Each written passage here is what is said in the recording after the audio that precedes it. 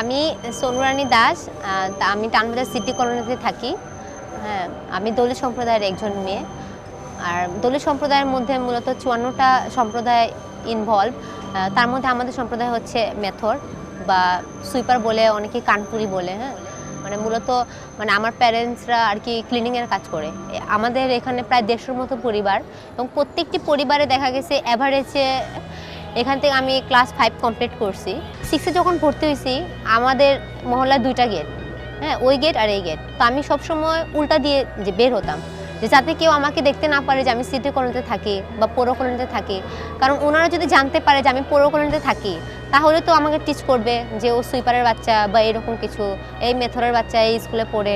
টিচাররাও বলতো যে আপনার বাচ্চাকে আমি ভর্তি নিব না, এরকম সিচুয়েশন ছিল অতীতে। তো এইটা আমার মধ্যেও কাজ করতো যে আমি যদি আমার আইডেন্টিটিটা বলি বা আমার অ্যাড্রেসটা বলি, বা কেউ ফ্রেন্ডরা যদি দেখে নানান কথা, যে মেয়ের মেট্রিক পরীক্ষা দেওয়াইছে, আবার ও পাস করবো, ওর দিকে কাজ করাবি, শ্বশুর বাড়ি গিয়ে কাজ করবো, মানে উল্টা পাল্টা। মানে বলতেছে হিন্দিতে যে চুলা হারিয়া কান্নে হোগা, ও পড় লিখ কে কা করেগি, ও তো কাম নেই করেগি। স্কুলে তেমন ফ্রেন্ডশিপ করতাম না, কারণ আমার 2 ফ্রেন্ড আর আমরাই থাকতাম। যখন ক্লাস 8-এ এক ফ্রেন্ড ছিল, হ্যাঁ, মানে আমাদের ক্লাসের, ও পড়াশোনা তেমন ভালো ছিল না, আমাদের থেকে অনেক দুর্বল ছিল, কিন্তু ও আবার অনেকটাই ফ্লো করতো। ও জানতে পারছে যে আমরা সুইপার সম্প্রদায়ের বা এরকম একটা সম্প্রদায়। আমরা যে ভাত খাচ্ছি, মানে আমরা যে কত ফ্রেশ খাবার, আমরা যে কত ক্লিন, মানে ও ভাতটারেও অনেক খারাপ নজরে দেখতেছে, যে ওদের খাবারটা কেমন একটু তাকায়, মানে ওর দৃষ্টিভঙ্গিটাই অন্যরকম, যে ওরা আনটাচেবল, ওদের কী রকম।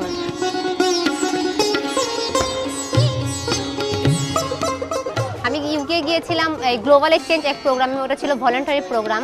মূলত ওই প্রোগ্রাম ছিল 2 দেশের মধ্যে ক্রস কালচারাল এক্সচেঞ্জ। ওইখানে আমরা মানে আমাদের প্রোগ্রামটা ছিল 6 মাসের। ওখানে স্কটল্যান্ডে ছিলাম 3 মাস এবং বাংলাদেশের চট্টগ্রামে ছিলাম 3 মাস। বিদেশে যাওয়ার পর ওইখানে আমি 3 মাসে অনেক কিছু শিখতে পারছি। মানে ওইখানে আমি ইংরেজি বলতাম, যেমন ইউ গো আই কাম, মানে ইংলিশটাও তেমন, মানে সেন্টেন্সটাও কীভাবে যে সাজায় বলতো এটাও আমি জানতাম না। হ্যাঁ, মানে ইংলিশে একবারই কাছে ছিলাম। লাস্ট নভেম্বরে জেনিভা গেছিলাম, ওটা ছিল হিউম্যান রাইটসের একটা কনফারেন্স। সেখানে আমি হিউম্যান রাইটসের অনেকগুলা কনফারেন্সে পার্টিসিপেট করি এবং আমার 7 মিনিটের একটা স্পিচ থাকে। সেটা ছিল ওই যে মানে রাজনৈতিক ক্ষেত্রে মহিলাদের অবস্থান কি, দলিত মহিলাদের।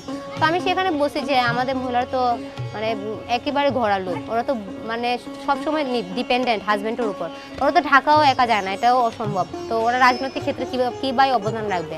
আমি ব্রাজিল গিয়েছিলাম, ওটা হচ্ছে ইউএন হ্যাবিটের একটা প্রোগ্রামে, এবং রিসেন্টলি আমি একটা অফার পাইছি আবার জেনিভা যাওয়ার জন্য, সেটা হচ্ছে হিউম্যান রাইটসের ওপর। ওইখান থেকেও আমি অনেক প্রাণিত হয়েছি যে অ্যাকচুয়ালি আমার তো এখন এজ অনেক কম, আমি ইচ্ছা করলে অনেক কিছু করতে পারবো। মানে দেখ আপনার স্কুল পাঠাতি महीना महीना जो उठान बैठक करते नहीं, मतलब सचेतनतामूलक मीटिंग, तो हमारे से तो का अच्छा होता है, कुछ सीख सकती। जैसे মহিলারা একেবারে সচেতন না, পুরুষরাই অনেকটাই না, কিন্তু ওনারা বাইরে যায় অনেক ব্যাপারে জানতে পারে। তো আমি এখানে ওনাদের সাথে প্রায় উঠা বসা করি বা ওদের বিভিন্ন ব্যাপারে আইডিয়া দেই, যেমন হিউম্যান রাইটস, আমাদের যে কী কী যে অধিকার রয়েছে, এবং যেমন স্বাস্থ্য ব্যাপারে, HIV AIDS কী, ওনাদের একটু সচেতন করি যে আপনারা এগুলো করেন, বা এগুলো আমাদের অপরচুনিটি আছে করার। এটা এখন আগের মতো না, মানে আগে তো ওনারা জানতোই না, কিন্তু আমরা এখন পড়াশোনার ফাঁকাফাঁকি এগুলো করার চেষ্টা করছি। জানি না কতটুকু পারছি, কিন্তু চেষ্টা করছি। এখন মহিলারা যে আমরা আগের মতো নেই, অনেক চেঞ্জ হয়েছে। যেমন এখন আমরা মহিলারা নিজে যুদ্ধ করে নিজে চলতে পারি, পিছনে নেই। আগে তো সব জিনিস মানুষের আশায় বসে থাকতাম, মানে হাজবেন্ডের অপেক্ষায় আশায় থাকতাম, এখন নিজেরটা নিজে করতে পারি।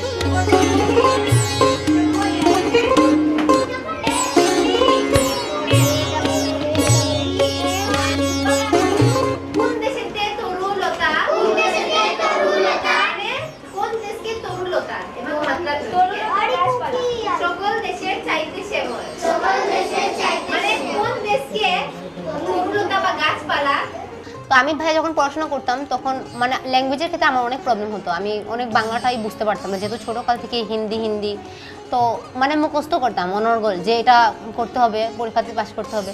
যেমন আমি তেলা পোকাটাও কিন্তু চিনতাম না, আমরা বলি চিচিট্টা, আমি কিন্তু ওইটাই জানতাম, কিন্তু হঠাৎ একদিন জানলাম যে এটার নাম তেলা পোকা। হ্যাঁ, তো এরকম আমি যখন এখন আমি ফিল করি যে এই বাচ্চারা তো এরা আনন্দ পাচ্ছে না। আমাদের এখানে অনেক বাচ্চারা কিন্তু পড়তে যায় না, কারণ টিচাররা তো এখানে সব বাইরের থেকে আসে, আমাদের এখানে তো এডুকেটেড নাই, তো ওরা আনন্দ পায় না বলেই যায় না।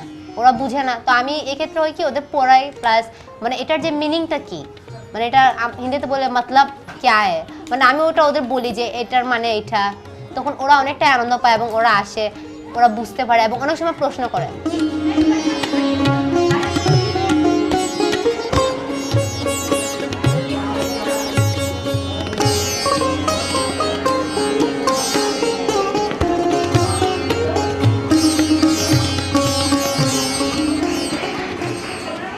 অভাবের কারণে কিন্তু আমাদের এখানে অনেক প্রবলেম হচ্ছে, মানে হাজব্যান্ড ওয়াইফদের মধ্যে অনেক ঝগড়া বিভেদ।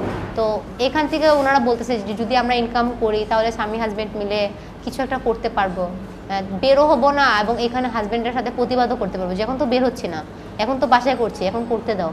মানে এখন মহিলারা অনেকটাই সচেতন হয়ে উঠেছে যে ওরা এখন বিভিন্ন প্রোগ্রামে যায়, অনেক আগ্রহ ফিল করে। সোনুকে দেখে তো আমারও মনে হয় যে আমার মেয়ে ছেলেরা এরকম পড়ালেখা করে। হ্যাঁ, সোনুকে দেখে আমার খুব হিংসে হয়, কাল আমিও যদি পড়ালেখা করতে পারতাম তো সোনুর মতো হতাম। এটা খুবই ভালো এবং এটা আমাদের সম্প্রদায়ের জন্য খুব গর্বের বিষয় এবং আমাদের বাচ্চাদের দেখা দেখি অনেক বাচ্চাই লেখাপড়ার দিকে আগ্রহ হবে আর কি।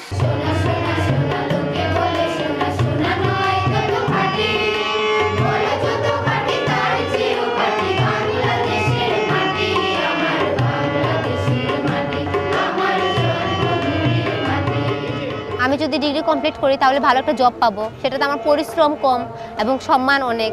তারপর আমি বাইরের লোকদের সাথে এখন মিশতে পারি, আমার ফরেনার্স ফ্রেন্ড আছে, অনেকে আমাকে ভালোভাবে নিচ্ছে। আর আগে তো মানে সুইপার শুনলেই এই ও সুইপার, মানে এরকম একটা হেউ করে একটা ইয়া করতো, কিন্তু এখন আমি অনেকেরই বলি যে আমি সুইপার, আমার ভার্সিটির ফ্রেন্ডদের বলি যে আমি সুইপার।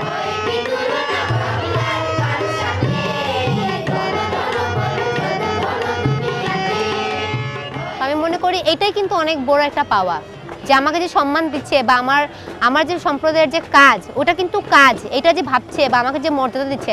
আমার ফ্রেন্ডরা যদিও এটা মানে বাইরের নেগলেন্সি করুক যে সুইপারের মেয়ে, কিন্তু সামনে তো বলছে যে না, তোমরা যদি সুইপিংয়ের কাজ না করো তাহলে আমাদের অবস্থা কি হবে, এটা যে বলছে এটাই তো আমার জন্য অনেক একটা বড় পাওয়া, মানে এর চেয়ে লাভ আর কি হবে যে আমি